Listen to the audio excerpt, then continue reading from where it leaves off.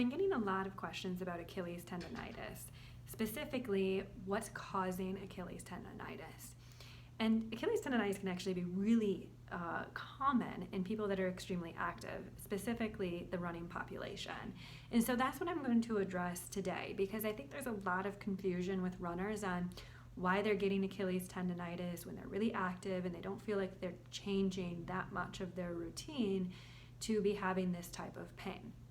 So first off, Achilles tendonitis are awful to go through. They're very difficult and they're very frustrating. And the reason they're so awful is because it is the largest tendon in our body. So as you can imagine, if you injure the largest tendon, it is going to take a little bit longer than we want it to heal. On top of that, we use it with every single step. So it's extremely hard to give that tendon the appropriate rest. And of course, if you're a runner, rest isn't really anything you're used to doing. So why would you be getting Achilles tendonitis? It breaks down into a couple of different things. First thing is your shoes. So if you, number one, haven't replaced your shoes in a long time, that's the first thing to look at. You may just be running in a worn out shoe that's no longer supporting your foot or function. Maybe you haven't changed the type of shoe you've been using for a long time, and our feet actually change as we get older. So maybe the Brooks Ghost has been your go-to for the last 10 years.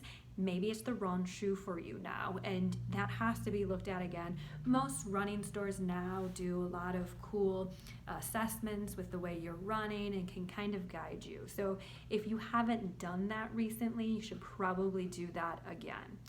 Another reason is that maybe you have changed your shoe, but you've changed to the wrong type of shoe.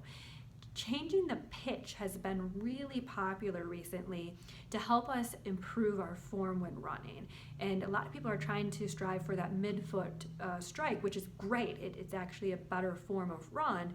But some of the shoes designed to get you to that midfoot strike does so at the sacrifice of your Achilles tendon. And so if you have recently dropped pitches in your shoe, meaning that you're no longer in a 12 millimeter pitch, and now you're in that 8, 4, or even 0 pitch, that might have been too aggressive of a change for you, and you need to go back to a little higher heel to facilitate that Achilles tendon.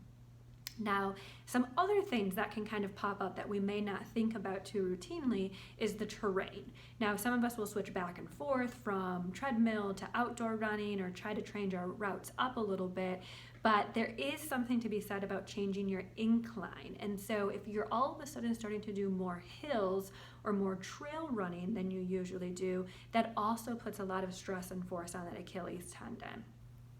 Now, this is the part that I think we do focus on quite a bit, but we might overlook it if we're trying to aggressively train for a specific run. Now, during COVID and the pandemic, we may not be training for specific runs, but we're just trying to change up our routine to keep that activity level up. If you are increasing your speed, or if you're trying to increase your distance by more than 10%, that actually may be your cause. So you want to cut that back and kind of stay a little bit more consistent. Try not to increase too much, more than 10%, especially if you're actively having pain. To be completely honest, I know nobody wants to hear this, but if you are having Achilles pain, the best recommendation I have for you is to just stop.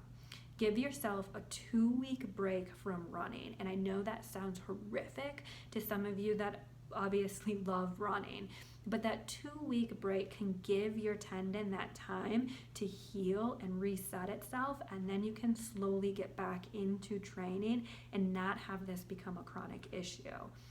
That's the biggest problem with Achilles tendons, is that they don't have a rich blood supply. And so if you don't get through the healing process appropriately, it does become a chronic issue, and it will plague you for the rest of your running career. So if you have any more questions, or if you just can't seem to knock that Achilles tendon pain out of there, feel free to call our office. There's lots of little things that we can do, and I try to keep you as active as possible through the process, because your mental health is just important as your physical health.